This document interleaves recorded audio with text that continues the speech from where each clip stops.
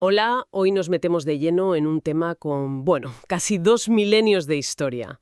La elección del Papa. Casi nada. ¿Cómo se ha llegado a lo que vemos hoy? El cónclave, la fumata blanca.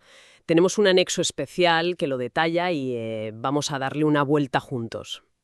Un recorrido apasionante, la verdad. Porque claro, la imagen de los cardenales en la Sixtina pues es el resultado de un camino larguísimo y a veces muy convulso. No siempre fue así, ni de lejos.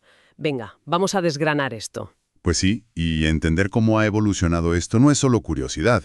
Yo creo que es clave para captar cómo la Iglesia Católica ha intentado asegurar la legitimidad, la continuidad del Papa. Claro. Lo interesante es ver cómo una institución tan antigua, pues, se adapta y protege ese núcleo de sucesión, como pasa de algo muy comunitario, muy local, a un proceso súper regulado y secreto.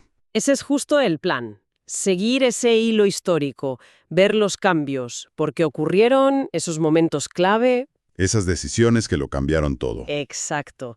Un viaje desde los primeros cristianos en Roma hasta, bueno, hasta las puertas cerradas del cónclave actual. Pues empezamos por el principio, ¿no? Empecemos.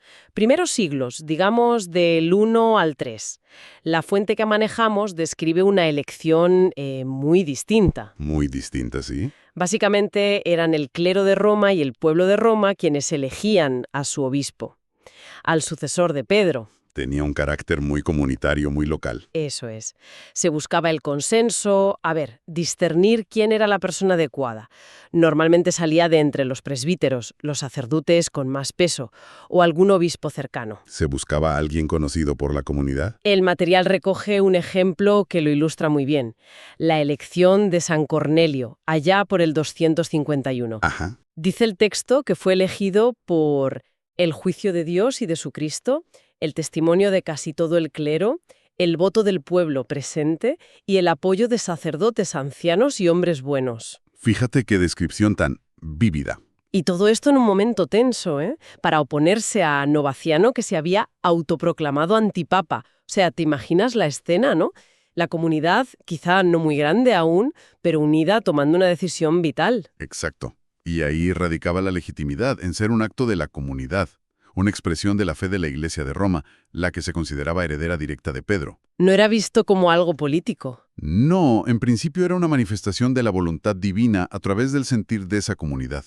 El elegido era, ante todo, el obispo de Roma. Pero claro, este panorama tan, digamos, local y comunitario, pues cambia. Y cambia drásticamente en el siglo IV. Llega Constantino, el edicto de Milán. Efectivamente. El reconocimiento del cristianismo por el imperio. Y esto trae consecuencias enormes. Aquí la cosa empieza a complicarse, ¿verdad? Muchísimo, porque el poder imperial entra en escena. El texto lo deja claro y da ejemplos. Menciona el caso de Félix II, a mediados del siglo IV. Un antipapa. Exacto, no lo eligió la comunidad, fue impuesto por el emperador Constancio II, que había desterrado al papa legítimo, a Liberio. Una injerencia brutal y directa. Es una muestra temprana de cómo el poder político ya intentaba, manejar los hilos. Sí, ya se veía venir. Y hay otro detalle interesante que añade la fuente para este siglo IV. Para reforzar la autoridad del obispo de Roma más allá de la ciudad, se empezó a valorar la participación de los obispos de las diócesis vecinas, las de Italia. Las suburbicarias, ¿sí? Su presencia y su ok, digamos, añadían legitimidad, como un reconocimiento eclesial más amplio. Claro, le daba más peso. Y fíjate, de estas primeras tensiones, el documento que analizamos saca una constante histórica. ¿Cuál?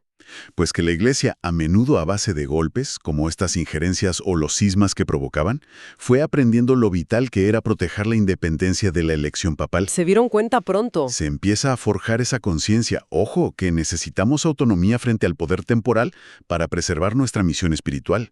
Es el inicio de esa relación tan compleja, a veces de colaboración, a veces de conflicto abierto, entre papado y poderes políticos. Que marcará toda la Edad Media y más. Y más allá, ¿sí? Damos un salto entonces, Alta Edad Media, siglos VI al X. El panorama se vuelve aún más complejo. Más complejo, sí.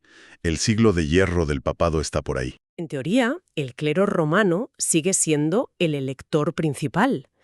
Pero la realidad, según describe la fuente, es que las familias nobles de Roma, muy poderosas y a menudo violentas, ejercen un control tremendo. Las grandes familias patricias. Y no solo ellas.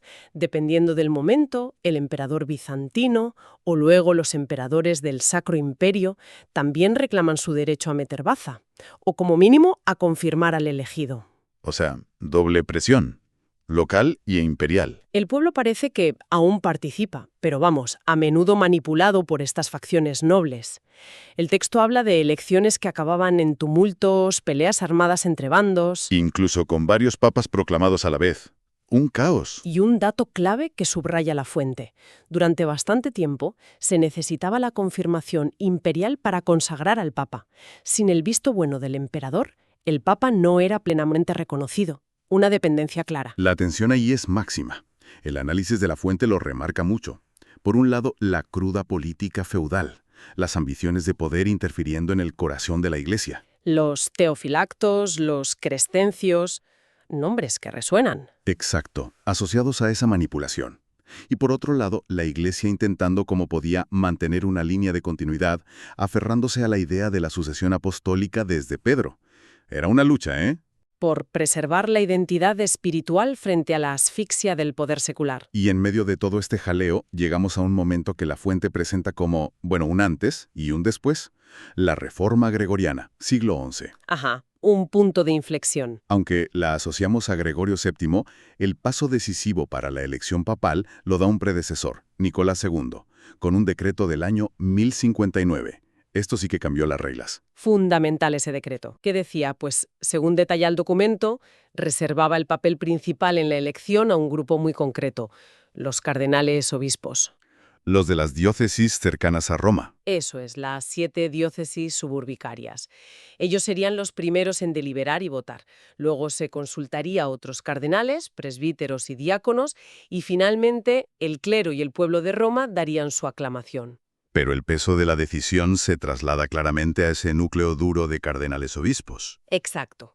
El impacto de esto, tal como lo analiza la fuente, fue tremendo, aunque, bueno, los efectos no fueron automáticos, claro. Claro, llevó tiempo. Pero la intención era clarísima. Quitarle el control de la elección a las familias nobles romanas que tanto caos habían montado y también limitar la capacidad de veto o imposición del emperador. Es el nacimiento formal del colegio cardenalicio como cuerpo electoral. Justo, una jugada estratégica clave dentro de ese esfuerzo mayor de la reforma gregoriana, por centralizar la autoridad de la Iglesia, afirmar la primacía papal y, sobre todo, proteger la elección de la cabeza de la Iglesia de las garras de los poderes laicos. O sea, estaban levantando un muro protector. Un muro necesario, por lo que vemos. Pero este decreto de 1059 tampoco fue la panacea instantánea, ¿no? No, para nada. La fuente señala que siguieron los problemas, elecciones disputadas, presiones externas que no desaparecieron del todo. Y sobre todo, esos periodos larguísimos sin papa. Las famosas sedes vacantes. A veces años sin que los cardenales se pusieran de acuerdo. Y eso era terrible para la Iglesia, claro. Y esta situación llevó a otra innovación clave, casi 2 siglos después del decreto de Nicolás II. Ya estamos en el siglo XIII. Ajá. La experiencia de una sede vacante que duró casi 3 años, entre 1268 y 1271, hizo que el Papa Gregorio X se pusiera firme. Se pusieron las pilas, ¿sí? En el Segundo Concilio de León, 1274, estableció normas mucho más estrictas. Y aquí es donde nace formalmente el cónclave. El famoso cónclave. La palabra viene del latín cum clave, bajo llave. Y era literal, ¿eh? Encerrados a cal y canto. El concilio ordenó que 10 días tras la muerte del Papa, los cardenales electores debían reunirse en un palacio, aislados del exterior. Puertas y ventanas tapiadas, salvo una rendija para pasar la comida. Imagínate. Y las condiciones se iban endureciendo si no decidían. Después de 3 días, solo un plato al mediodía y otro por la noche, y si pasaban 5 días más, solo pan, agua y un poco de vino. Presión máxima para acelerar. La idea era clara. Encerrados y con menos comodidades para forzar una decisión rápida. El propósito era doble, y muy claro según lo explica la fuente. 1.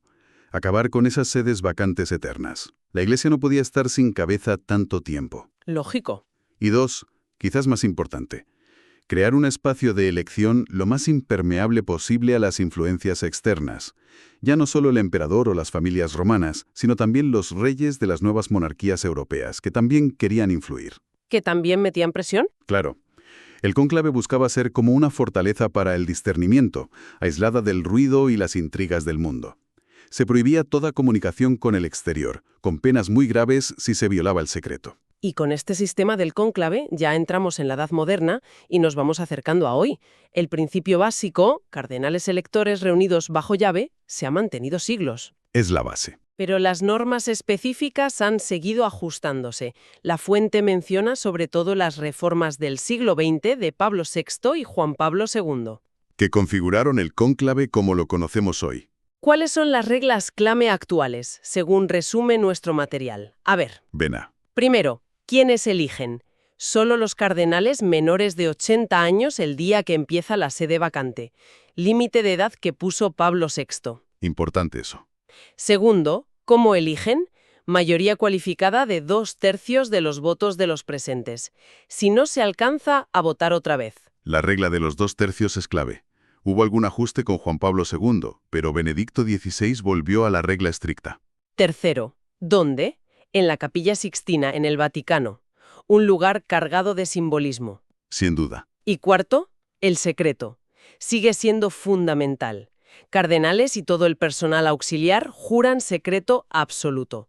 Violarlo tiene penas canónicas muy serias. Como lo presenta el documento, es la culminación de este proceso larguísimo. Busca maximizar la independencia de los electores, asegurar una elección razonablemente rápida y ordenada y mantener la continuidad. Y todo esto, claro, en un marco de fe. Exacto. Se confía en que el Espíritu Santo guía a los cardenales para elegir a quien Dios quiere como sucesor de Pedro.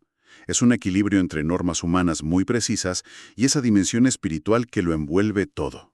Es increíble el viaje, ¿eh? Desde esa elección casi a mano alzada por el clero y el pueblo en Roma, Allá en los primeros siglos. pasando por emperadores que imponen papas, nobles que se matan por controlar la elección, hasta este procedimiento superregulado, secreto, solo para cardenales menores de 80 encerrados en la Sixtina.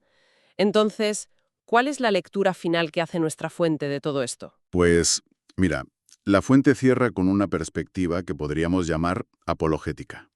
Es decir, una defensa razonada desde el punto de vista de la propia Iglesia. Una justificación, digamos. Sí, argumenta que toda esta evolución histórica, a veces tan caótica, representa en el fondo un esfuerzo continuo de la Iglesia por purificar el proceso de elección, ¿Purificar en qué sentido? en el sentido de proteger la elección del sucesor de Pedro de las injerencias externas, políticas, económicas, familiares, para salvaguardar lo que consideran la legitimidad apostólica de la sucesión. Entiendo. Se insiste mucho en esa idea.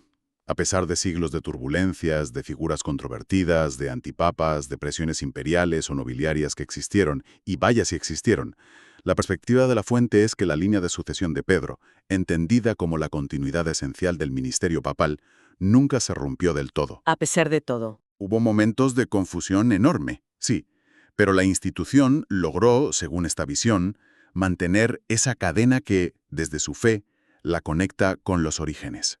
Y esa interpretación, como dice el texto al final, se apoya en la promesa de Cristo, del Evangelio de Mateo.